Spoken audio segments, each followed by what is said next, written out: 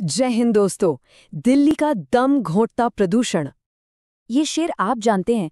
आज दिल्ली, गुड़गांव, नोएडा, गाजियाबाद में रहने वाले हर एक इंसान के दिल की बात कह रहा है। विडंबना देखिए, जो शहर हमारे देश की राजधानी है वो आज दुनिया की सबसे प्रदूषित राजधानी बन चुका है। और सच में यहाँ का हर शख्स परेशान है। हालात कितने ज्यादा गंभीर हैं इसका अंदाजा बस इसी बात से लगाया जा सकता है। देखिए, इस वक्त दिल्ली का जो औसत एयर क्वालिटी इंडेक्स है, मतलब AQI, वो 400 के भी पार है। इसका सीधा सा मतलब ये है कि दिल्ली NCR में रहने वाला हर व्यक्ति हर रोज, जी हाँ, हर रोज लगभग 10 सिगरेट का धुआं अपने फेफड़ों में भर रहा है, वो भी बिना सिगरेट पिए। ये तस्वीरें जो अभी दिख रही हैं, ये दिल्ली के आइकॉनिक अक्षरधाम मंदिर की हैं। एक तस्वीर तब की है जब ये मंदिर मीलों दूर से एकदम साफ नजर आता था, और दूसरी आज की है जहां ये जहरीले धुएं और धुंध की चादर में पूरी तरह से लिपटा हुआ है। और एक बात साफ कर दूं, ये कोई सर्दियों वाला कोहरा नहीं है, ये वो जहरीली हवा है जिसने पूरे के पूरे शहर को अपनी गिरफ्त में ले लिया है। अब इस जानलेवा प्रदूषण से निपटने के लिए सरकार ने कुछ आपातकालीन कदम उठाए हैं। दिल्ली में ग्रेडेड रिस्पॉन्स एक्शन प्लान, जिसे हम GRAP भी कहते हैं, उसका तीसरा चरण लागू कर दिया गया है। तो चलिए जरा देखते हैं कि आखिर इसमें क्या-क्या शामिल है। तो इन नियमों के तहत सभी सरकारी और प्राइवेट दफ्तरों को कहा गया है कि वो अपने 50% कर्मचारियों को work from home they. Delhi NCR में हर तरह के कंस्ट्रक्शन और तोड़-फोड़ के कामों पर पूरी तरह से पाबंदी लगा दी गई है। छठी क्लास तक के बच्चों के लिए स्कूल बंद कर दिए गए हैं, उनकी क्लासेस ऑनलाइन चलेंगी। और जो बड़े बच्चे हैं उनके लिए कोई भी आउटडोर एक्टिविटी या स्पोर्ट्स नहीं होगा। लेकिन इन कदमों के बावजूद ज़मीनी हकीकत तो ये है कि प्रदूषण का लोगों की सेहत पर बहुत ही जानलेवा असर पड़ रहा है। ये एक ऐसा अदृश्य खतरा है, एक ऐसा साइलेंट किलर है जो हर सांस के साथ हमारे शरीर के अंदर जा रहा है। आज दिल्ली NCR में शायद ही कोई ऐसा घर होगा जहां कोई बीमार ना पड़ा हो। लोगों को लगातार खांसी हो रही है, गले में दर्द, बुखार, जुकाम भी ऐसा कि 20 से 25 दिन तक पीछा ही नहीं छोड़ रहा। और इसका सबसे ज्यादा और बुरा असर छोटे बच्चों पर पड़ रहा है, जो बेचारे लगातार बीमार हो रहे हैं। इस सारी बीमारी की सबसे बड़ी वजहों में से एक है PM 2.5।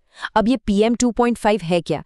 असल में ये इतने छोटे और खतरनाक कण होते हैं कि सांस लेने पर ये सीधे हमारी नाक और मुंह से शरीर के अंदर घुस जाते हैं और फिर धीरे धीरे हमारे दिल, फेफड़ों और दिमाग को कमजोर करते हैं, शरीर को अंदर से खोखला बना देते हैं। और ये जो समस्या है ये सिर्फ दिल्ली तक ही सीमित नहीं है। अब जो आंकड़ा स्क्रीन पर है वो सचमुच में चौंकाने वाला है, बल्कि डराने वाला है। दुनिया के 100 सबसे प्रदूषित शहरों में से 75 शहर, जी 75 शहर अकेले हिंदुस्तान में हैं। ये कोई मामूली बात नहीं है, ये एक नेशनल क्राइसिस है। तो एक तरफ तो ये जानलेवा हालात हैं और दूसरी तरफ चल रही है सियासत। बड़े बड़े दावे किए जाते हैं, वादे होते हैं, लेकिन हकीकत कुछ और ही होती है। और इन दावों और हकीकत की चक्की में पिस रही है आम जनता। इसका एक बहुत बड़ा उदाहरण देखिए। दावा किया गया कि छठ पूजा के लिए यमुना नदी को चकाचक साफ कर दिया गया है, लेकिन हकीकत क्या है? हकीकत ये है कि ओखला बैराज पर आज भी वही जहरीला सफेद झाग तैर रहा है। हर साल तस्वीरें वही रहती हैं, बस भाषण और एक दूसरे पर आरोप लगाने के तरीके नए हो जाते हैं। और ये फर्क साफ हवा तक पहुंच में भी एकदम साफ दिखता है। देखिए, नेताओं और मंत्रियों के घरों में तो हवा साफ करने के लिए बड़े बड़े एयर प्योरीफायर लगे हैं, लेकिन आम जनता और उनके बच्चों को उन्हें इसी जहरीली हवा में सांस लेने के लिए मजबूर छोड़ दिया गया है। खैर, इस प्रदूषण के आपातकाल में हम सब के लिए ये जानना बहुत जरूरी है कि नियमों के तहत आखिर क्या बंद किया गया है और क्या अभी भी चालू है। तो चलिए फटाफट इस पर एक नजर डाल लेते हैं। तो जल्दी से देख लेते हैं।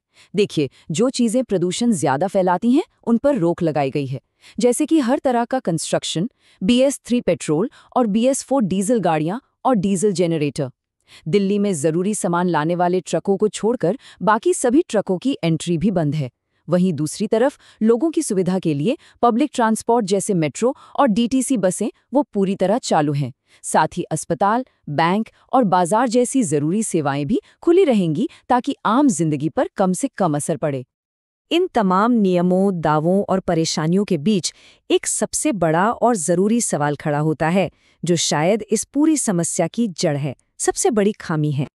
और वो सवाल ये है कि आखिर ये प्रदूषण एक चुनावी मुद्दा क्यों नहीं बनता। हम और आप, हम सब मुफ्त राशन, पेंशन और दूसरी योजनाओं के नाम पर वोट तो दे आते हैं, लेकिन जो चीज़ हमारी और हमारे बच्चों की सांसें छीन रही है, उसे हम कभी वोट देने का मुद्दा ही नहीं बनाते। और शायद जब तक ये हम सबके लिए वोट का मुद्दा नहीं बनेगा, तब तक ये सरकारों के लिए भी कभी काम का मुद्दा नहीं बनेगा। हो सकता है आपको लगे कि दिल्ली में पहाड़ों की तरह बादल आ गए हैं, लेकिन याद रखिएगा, ये बादल नहीं हैं, ये हमारी सांसों को रोकने का इंतजाम है। ऐसी ही जानकारी के लिए सब्सक्राइब कीजिए ऑल कैन स्टडी को। Thank you. देन चलिए नेक्स्ट टॉपिक पर मिलते हैं।